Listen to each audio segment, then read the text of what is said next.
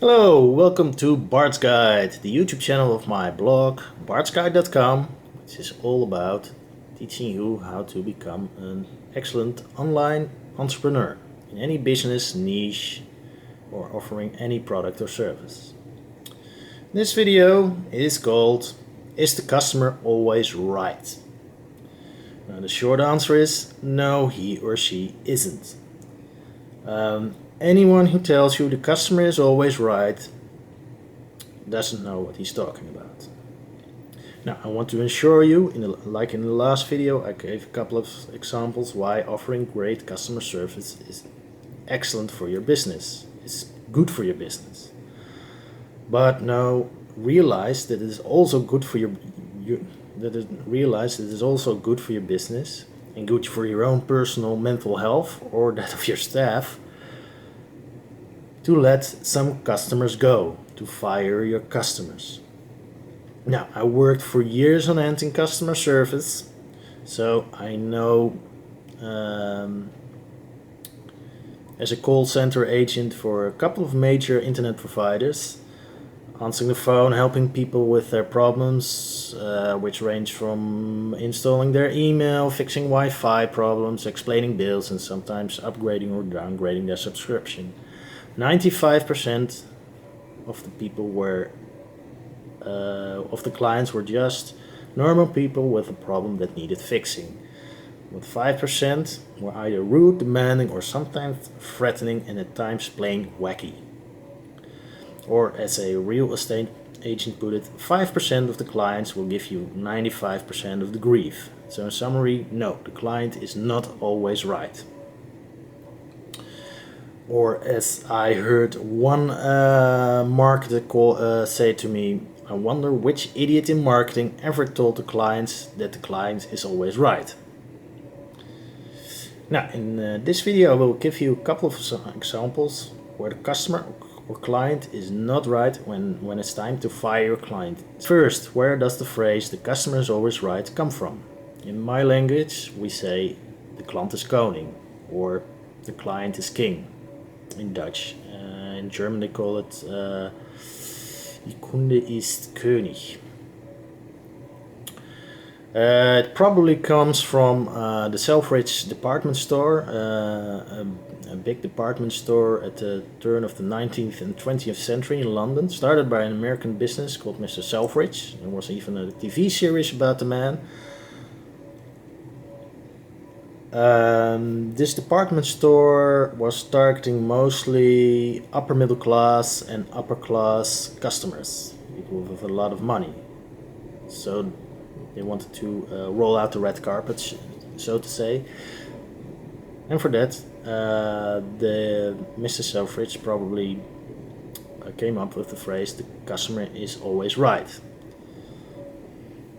Now, while in spirit I agree, this isn't always the case, like I said at the beginning of the video. There are a couple of examples where you have to put your foot down. And you have to fire a client or say no. First reason, very obvious, some customers cost you money.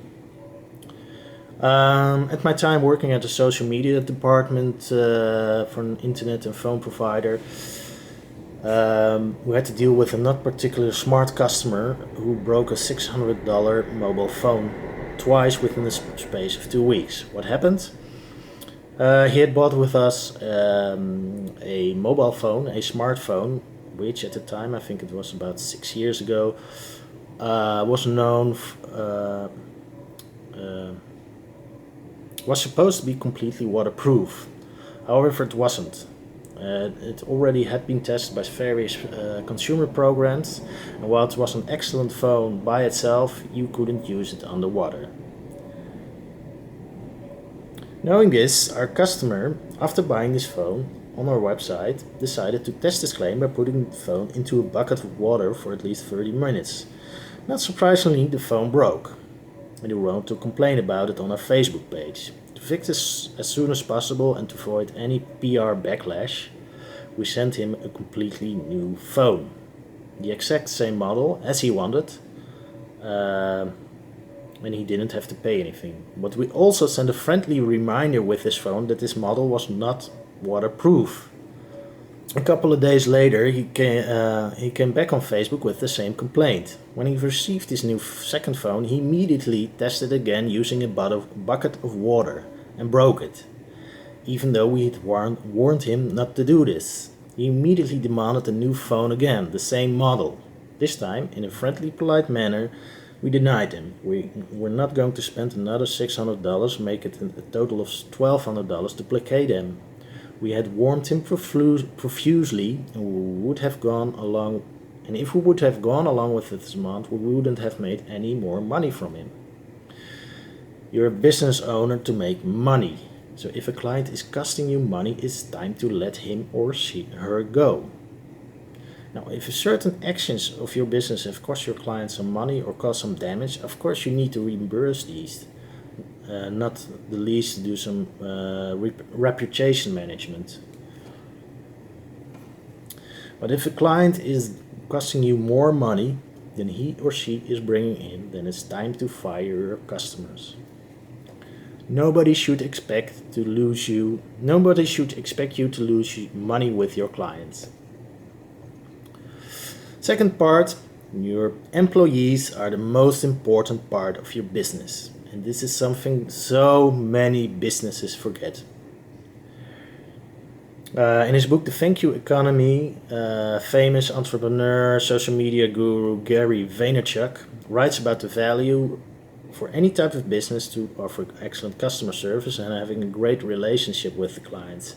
However, he also states that your employees are the most important part of your business, before your clients. Choosing the side of your customers every time when they're being completely unreasonable can be devastating to the morale of your employees. Your staff will think you and your management is weak and not there for them. Employees who before would be hardworking and motivated and an asset to your company will become dissatisfied and maybe even leave. As any entrepreneur worth his salt will tell you, good help is hard to find. When you're dealing with an irate client, what do you think is the better path? Choosing his side or your employee with a perfect track record who's been with you for years? The choice should be easy. When your staff knows you're 100% behind them, they will give 100% at the job, which in turn will also mean a satisfying customer base. Is it worth throwing all that away to placate one irate client? I think not. Now, of course, if your staff isn't performing up to par, if you got one employee who's not performing well, you have to deal with that, but that's another issue. If you choose the client over your employees every time, you're not a very good entrepreneur. Clients can make unreasonable or unrealistic demands. When I just started out as a SEO and social media consultant, I was trying to negotiate a contract with a taxi company who needed to do for some SEO and marketing advice. At first, the contact was very friendly and open and cordial, but over time their demands became somewhat weird. It turned out they were also getting into the security business in the city I was living in, mainly offering club bounces to various bars and clubs, and wanted me to recruit possible candidates to become bouncers. This all sounded very dodgy, and it is also completely not my line of work. I tried to communicate that this was not a service I offered, but they were adamant recruiting bouncers would be part of the contract.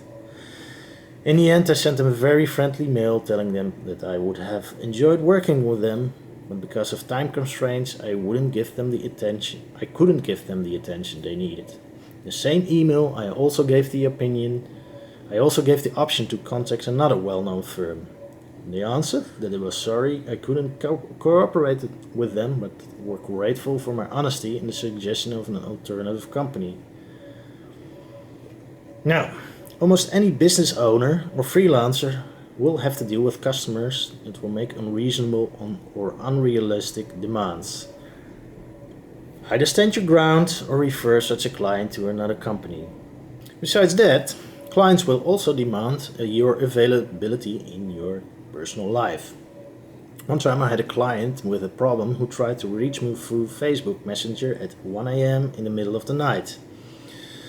He had a problem that I didn't cause but could fix him for him easily. Well, I could have if he wasn't sound asleep.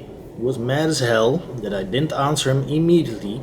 I stayed calm the next day, fixed his problem, but I also told him when I could and could not be reached by him.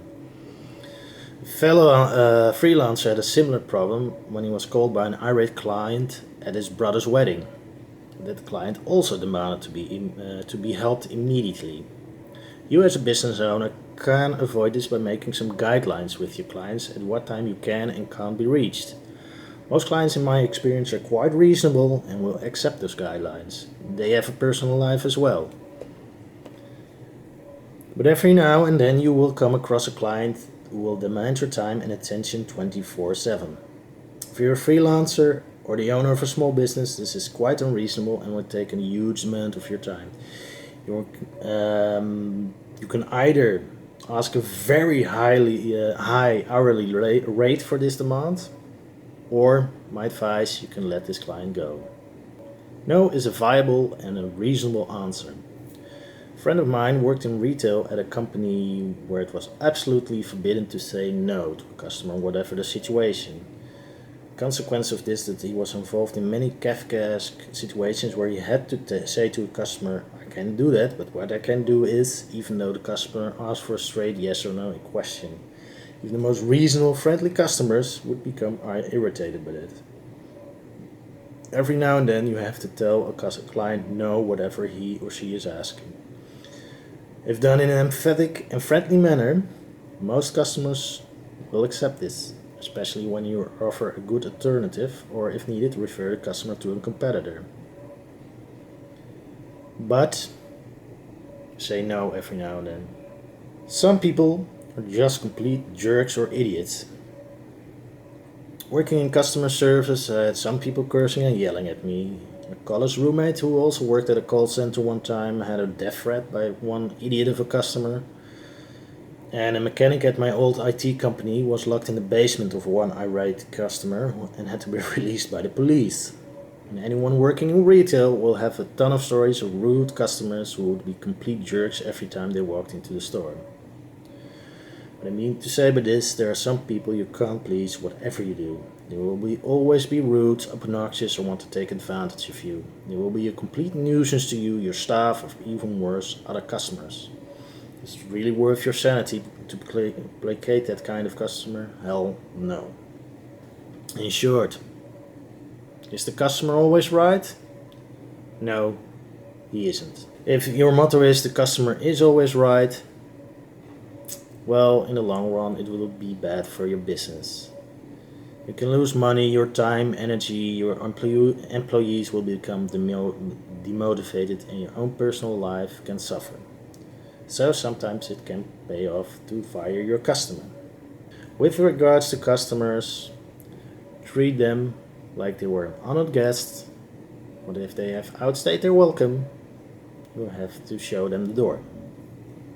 Next to that, choosing the right kind of type of client is very important. Choosing the right type of clients is a very important part of your business. When you're offering consulting, you're offering a service, it's very important to know which customer will be a fit for your company and for your personal brand and your personality. It's both important to know which type of clients you do want to do business with, which type of clients you don't want to do business with. Does this mean you as a business owner need to be rude or very strict yourself? No, of course not. Always remain friendly, polite and emphatic in almost every dealing you have with the clients, even when you need to put your foot down. But you have to say no every now and then. This is my video about why the customer is not always right. If you have any experience dealing with irate customers or you have a question, put them in the comments. Hit the like and subscribe button, and I will see you in the next video.